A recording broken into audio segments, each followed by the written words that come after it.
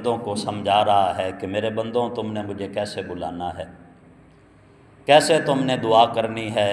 کیسے التجا کرنی ہے، اور کیسے تم نے میری بارگاہ کی طرف رجوع کرنا ہے۔ اللہ تبارک و تعالیٰ ارشاد فرماتا ہے کہ جب بھی تم نے مجھے بلانا ہے تو بلانے کا طریقہ یہ ہے کہ شور نہ ہو، دکھاوا نہ ہو، لوگوں کے سامنے اپنی عبادت کا اظہار نہ ہو، بلکہ خاموشی کے ساتھ، عاجزی کے ساتھ اور تنہائی میں اپنے رب کو گڑ گڑا کر پکارو تو رب تمہارے اوپر کرم نوازی فرمائے گا۔ یہ قرآن پاک نے ایک اصول دیا ہے کہ اپنے رب کو کیسے بلانا ہے، تنہائی میں، چپکے اور عاجزی کے ساتھ، انکساری کے ساتھ، جب دنیا سو جائے اور رب انتظار کر رہا ہو کہ میرا بندہ میری بارگاہ میں آئے تو اس وقت اٹھ کر اللہ کی بارگاہ میں جا کر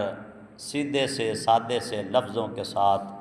جب بندہ اپنے رب کو پکارتا ہے تو رب اس بندے پہ کرم نوازی فرماتا ہے۔ یہ اللہ تبارک و تعالیٰ نے ہمیں ایک اصول دیا ہے، طریقہ دیا ہے کہ تم نے اپنے رب کی بارگاہ میں کیسے فریاد کرنی ہے۔ یہ آیت ہمیں ایک راز سکھاتی ہے، اور وہ راز کیا ہے کہ اللہ کے قریب ہونے کے لیے آواز کا اونچا ہونا ضروری نہیں ہے، بلکہ دل کا جھکا ہوا ہونا ضروری ہے۔ دل جھکا ہو،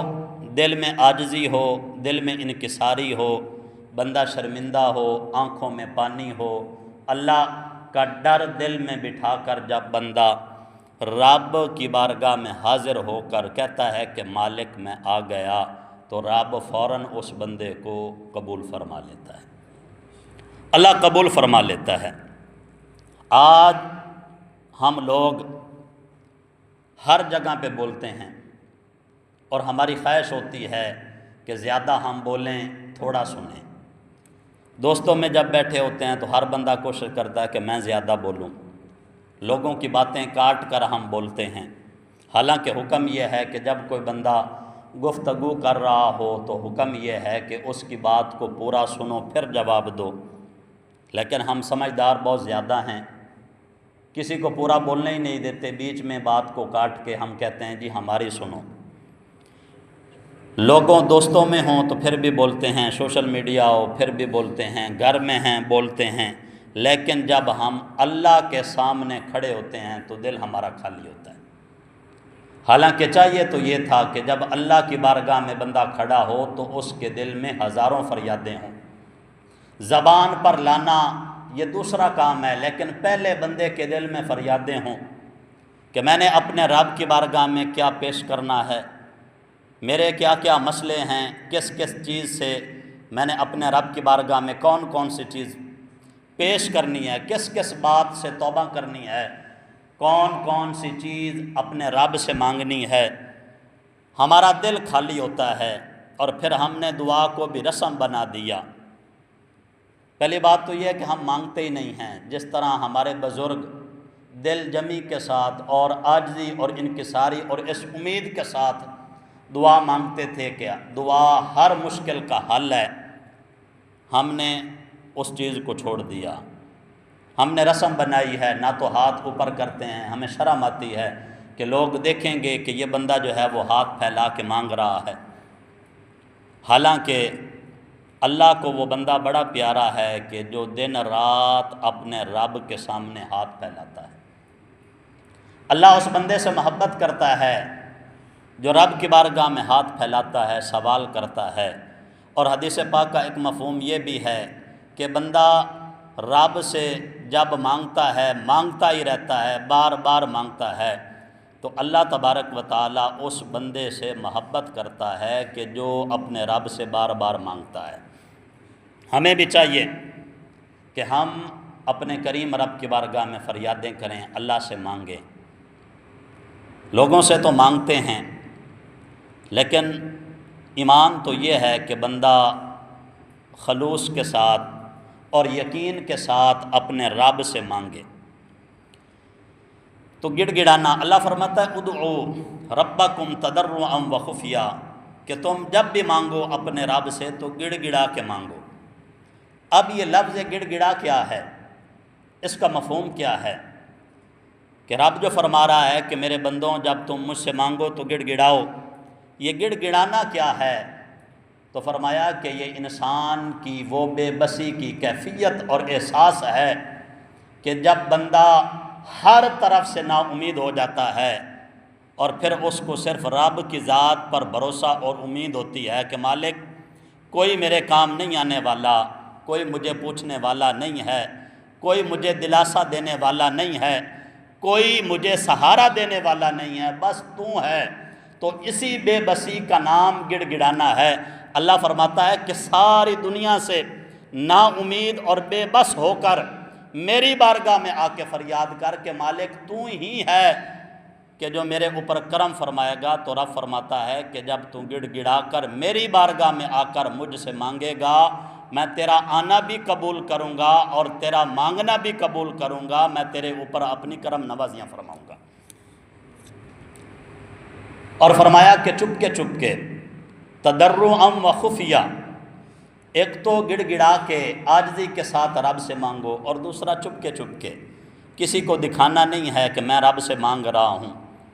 میں نے یہ سجدہ کیا ہے تو اب میں رب سے مانگ رہا ہوں۔ تو اس کا بہترین وقت تہجد کا وقت ہوتا ہے، جب لوگ سوئے ہوئے ہوتے ہیں اور بندہ جو ہے وہ اٹھ کر، اس کو دیکھنے والا کوئی نہیں ہے، صرف اس کا رب ہے کہ جس رب کی بارگاہ میں اس نے جا کر ہاتھ اٹھانے ہیں۔ تو تہجد کا یہ بڑا خوبصورت لمحہ اور قیمتی وقت ہے کہ جب بندہ اپنی نیند کو قربان کر کے، اب تہجد کی نماز کوئی فرض نہیں ہے کہ بندہ ضروری پڑھے، یہی تو محبت ہے نا،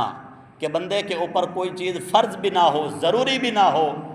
لیکن پھر بھی بندہ رب کی بارگاہ میں سجدہ کر کے، اللہ کی بارگاہ میں ہاتھ اٹھا کر اپنے رب سے مانگے، گڑ گڑائے، نہ دکھاوا، نہ کوئی خواہش، نہ کوئی تعریف، بس بندے کا دل ہو اور اس کا رب ہو اور سب کچھ وہ اپنے رب کے سامنے کھول کے رکھ دے، تو اس کو بولتے ہیں خفیہ۔ اللہ تبارک و تعالیٰ نے حکم یہ دیا ہے کہ میرے بندے کہ جب بھی تو دعا مانگے تو دو چیزیں ضروری ہیں، ایک تو عاجزی کے ساتھ، انکساری کے ساتھ، گڑ گڑا کر، اور دوسرا یہ ہے کہ چپکے سے، کوئی تجھے دیکھنے والا نہ ہو، کوئی واہ واہ کرنے والا نہ ہو، کوئی بلے بلے کرنے والا نہ ہو، بس تو ہو اور تیرا رب ہو۔ پھر جب تو دعا مانگے گا، اگر اس وقت تیرے الفاظ بہترین یا خوبصورت انداز نہ بھی ہو، جیسے بھی تیرے لفظ ہوں، لیکن جب تو خفیہ طور پر اللہ سے دعا مانگے گا، لفظ سیدھے ہوں الٹے ہوں، لیکن رب تیری دعا کو قبول فرمائے گا۔ رب تعالیٰ کو ہمارے الفاظ نہیں چاہیے، رب تعالیٰ ہمارے دل کی طرف دیکھتا ہے۔ بسا اوقات ہوتا ہے نا کہ بندہ جو ہے وہ لفظوں کا بڑا ماہر ہوتا ہے، جب بولتا ہے تو لوگ مچل جاتے ہیں، یار یہ دیکھو نا کیسا انداز ہے۔ اللہ تبارک و تعالیٰ بندے کے الفاظ نہیں دیکھتا، اس کی گفتگو یا کردار نہیں دیکھتا کہ کس الفاظ کے ساتھ اور کس طرح یہ بولتا ہے، رب دل دیکھتا ہے کہ بندے کے دل میں کیا ہے۔ اور اللہ تبارک و تعالیٰ کی بارگاہ میں قبولیت کے لیے الفاظ کا چکنا اور چوپڑا ہونا ضروری نہیں ہے، بلکہ بندے کا دل جھکا ہونا ضروری ہے، اور دل میں عاجزی اور اللہ کا ڈر ہونا ضروری ہے۔ اور جیسے ہی بندہ اس کیفیت میں آ کر اللہ سے دعا مانگتا ہے تو رب اس دعا کو قبول فرماتا ہے۔ رات کا وہ وقت یاد کریں کہ جب لوگ سوئے ہوئے ہوں، گھر خاموش ہو جاتا ہے، رات کے وقت میں تقریباً تہجد کا وقت ہوتا ہے تو سناٹا ہوتا ہے، کوئی شور نہیں ہے، لوگ سوئے ہوئے ہیں، آوازیں ختم ہو جاتی ہیں، صرف رب کی رحمت جو ہے وہ جوش کے اوپر ہوتی ہے، اللہ کی رحمت جوش پہ ہوتی ہے۔ اور پھر جب بندہ اٹھ کر اللہ کی بارگاہ میں رب کو پکارتا ہے اور آہستہ کے ساتھ اللہ سے دعا کرتا ہے اور آنکھوں میں آنسو لے کے آتا ہے اور کہتا ہے کہ مالک میں تیرے دروازے پہ تیری بارگاہ میں آ گیا، میرے فلاں دکھ ہیں، میں اپنے گناہوں سے توبہ کرنا چاہتا ہوں، مجھے فلاں فلاں مشکلات ہیں، اس مشکلات کو ختم کرنا چاہتا ہوں، میری فلاں فلاں آرزو ہے، اس آرزو کو میں پورا کروانا چاہتا ہوں، تو جیسے ہی بندہ اس انداز کے ساتھ اپنے رب کی بارگاہ میں گفتگو کرتا ہے، فریاد کرتا ہے، گڑ گڑاتا ہے، دعا مانگتا ہے، تو یقین کرو وہ رب آواز کو سنتا بھی ہے اور اللہ دعائیں بھی قبول فرماتا ہے۔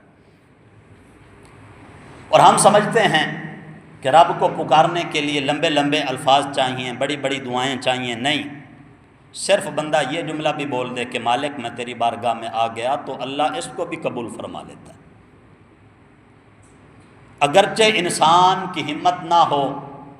کہ وہ زبان سے پورے لفظ ادا کر سکے، لیکن جس رب کی بارگاہ میں بندہ حاضر ہوتا ہے، اللہ جانتا ہے کہ یہ کیا مانگنے کے لیے آیا ہے۔ رب کو ہمارے الفاظ کی ضرورت نہیں ہے کہ ہم اللہ کی بارگاہ میں ہو کر ایک ایک لفظ اور ایک ایک جملہ جو ہیں وہ بولیں تو پھر ہماری دعا قبول ہوگی، نہیں، جس رب کی بارگاہ میں ہم حاضر ہوئے ہیں وہ رب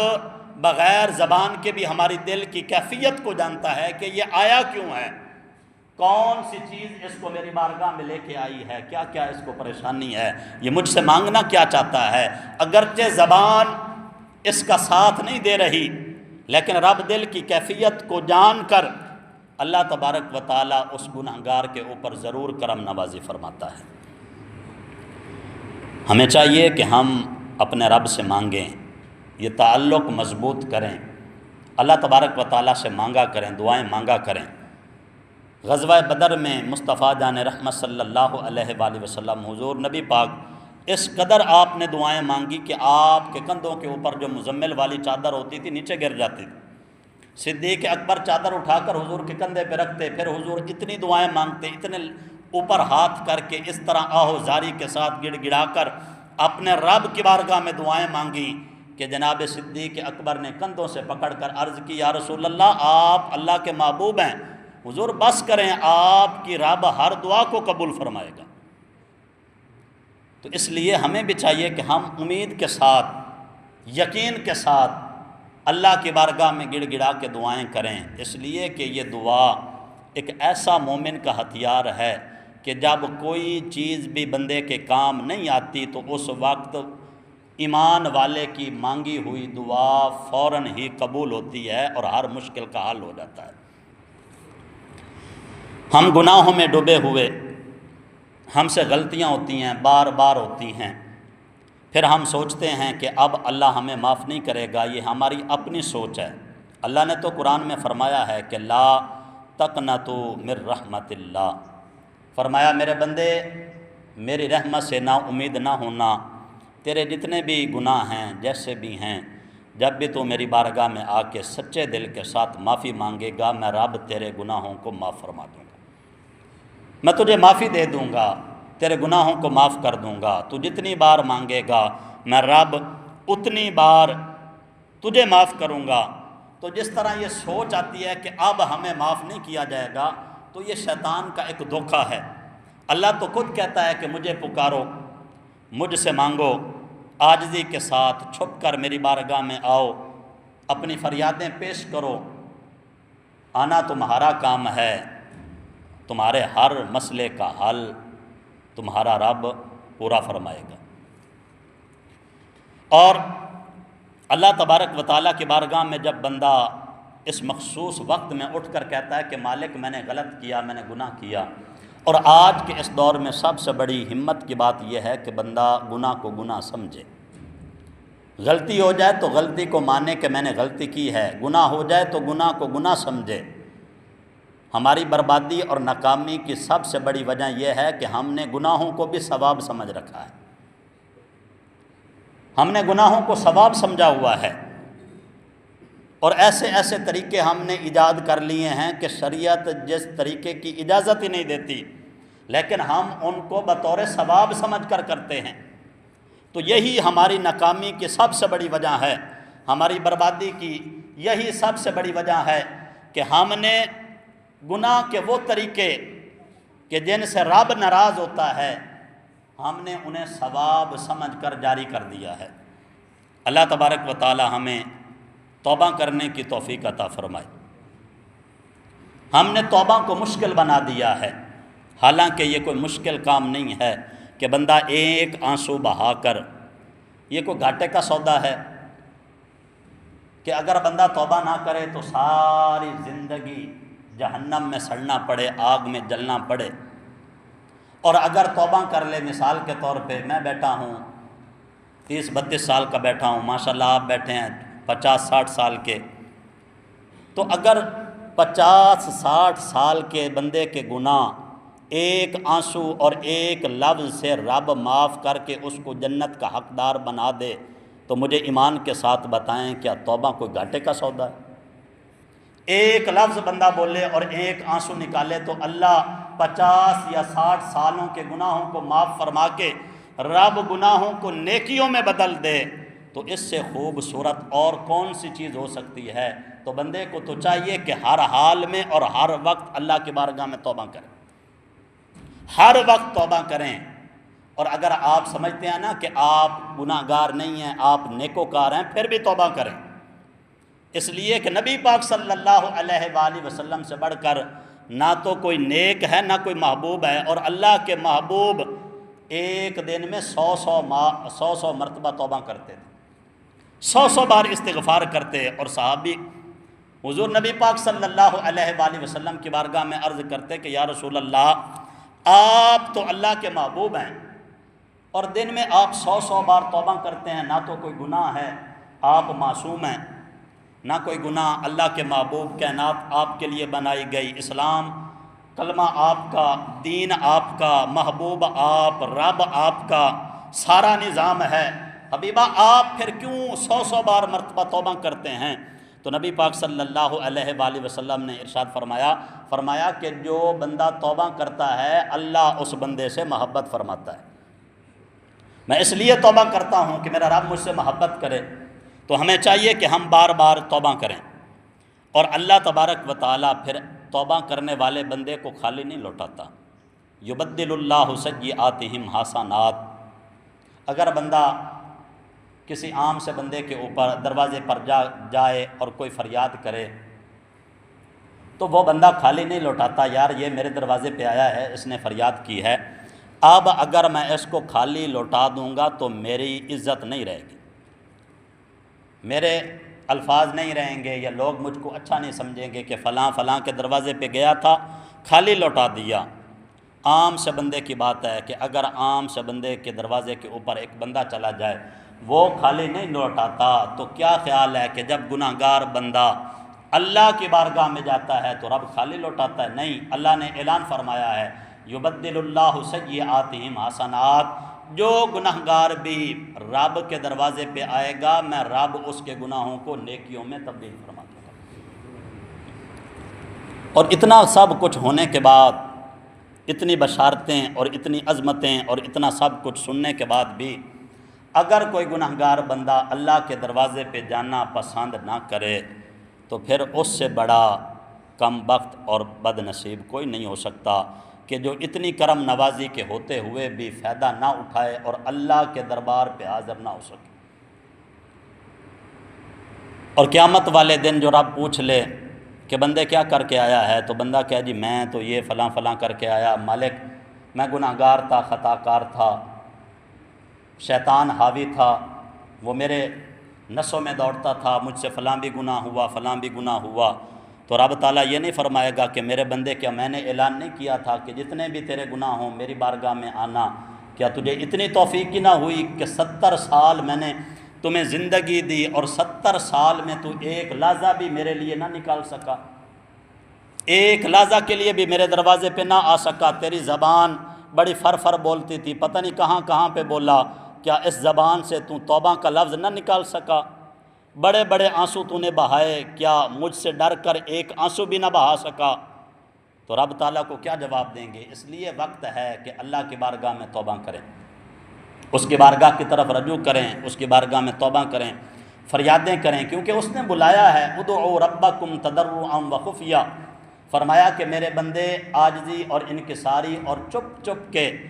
میرے دروازے پہ آ کر دعا مانگنا، میں رب تیری ہر دعا کو قبول فرما لوں گا۔ اس لیے فرمایا کہ میرے دروازے کے اوپر آ کر مجھ سے دعائیں مانگنا۔ بہرحال موضوع جو ہے وہ بہت لمبا ہوتا ہے اور گفتگو بہت لمبی ہوتی ہے، وقت اتنا نہیں ہوتا، اور بھی باتیں کرنی ہوتی ہیں، خاص کر کے اب کیونکہ فصلوں کا وقت ہے تو اللہ تبارک و تعالیٰ نے حکم دیا ہے عشر کا۔ زمین کی پیداوار کے اوپر رب نے عشر رکھا ہے۔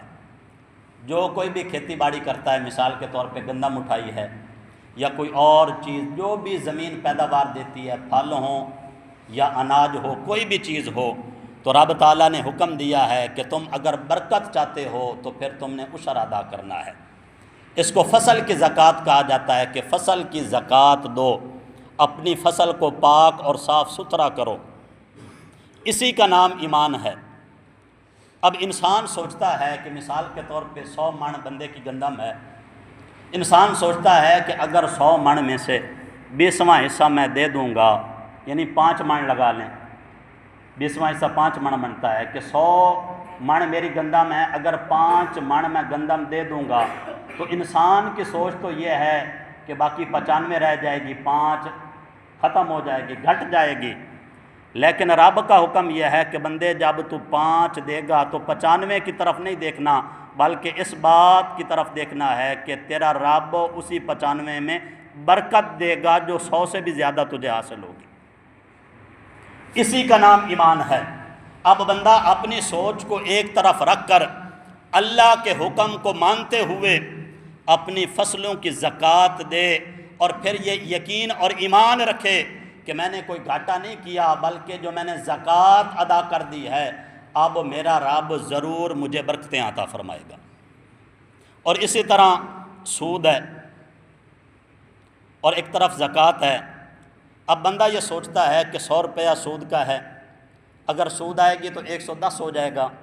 اور اگر 100 میں سے زکوٰۃ دیں گے تو 2.5 روپے نکل جائیں گے، 97.5 روپے رہ جائیں گے۔ اب ایمان آتا ہے، اب ایمان کی باری ہے۔ تو اگر تو بندہ اپنی سوچ و بچار کو چھوڑ کر 100 سے 110 لینے کے بجائے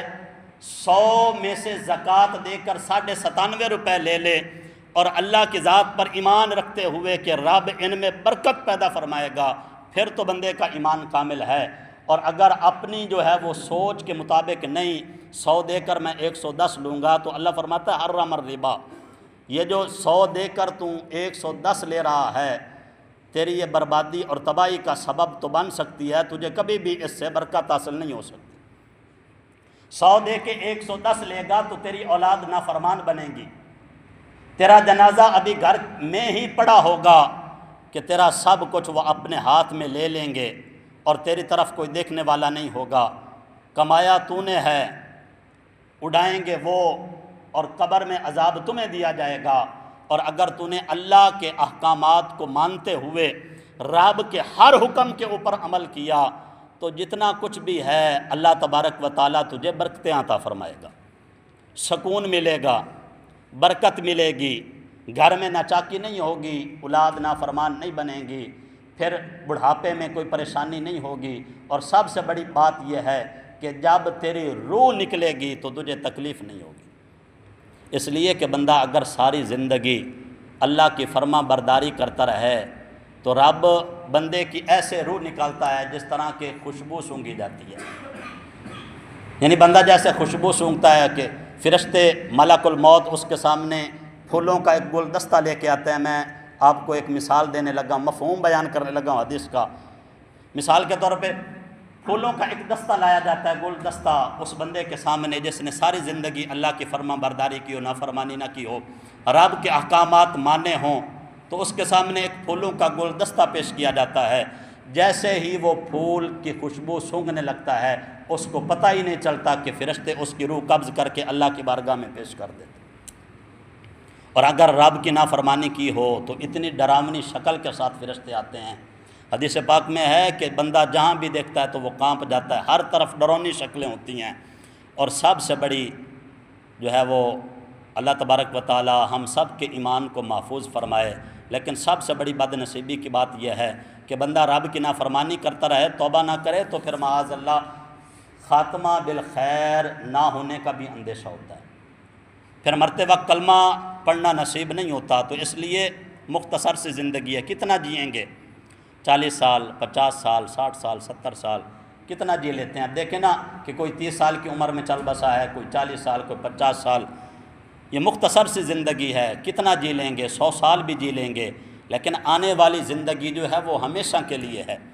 تو چند دن کی زندگی کے لیے اپنی ہمیشہ والی زندگی برباد نہ کریں۔ اللہ کے جتنے بھی احکامات ہیں جو فرض ہیں ان کو مانیں۔ اب نماز فرض ہے، اور ماشاءاللہ ہم لوگ جو ہیں یہ فرشتوں کی طرح ہیں۔ جس طرح فرشتے اللہ کے حکم سے جمعے والے دن مسجد میں آتے ہیں، اور جیسے ہی جمعہ ہوتا ہے تو وہ اللہ کے حکم سے پھر آسمانوں کی طرف چلے جاتے ہیں، ہماری صورتحال بھی یہی۔ جمعے میں مسجد میں آئے، پھر اس کے بعد پتہ نہیں آسمانوں میں یا گھروں میں کہاں جاتے ہیں، پورا ہفتہ جو ہے وہ مسجد کی طرف نہیں آتے۔ کیوں؟ کیا جمعے کے دن ہی نماز فرض ہے؟ ہر دن میں نماز فرض ہے، اور اللہ تبارک و تعالیٰ نے فرض نمازوں میں بندے کے لیے سکون رکھا ہے۔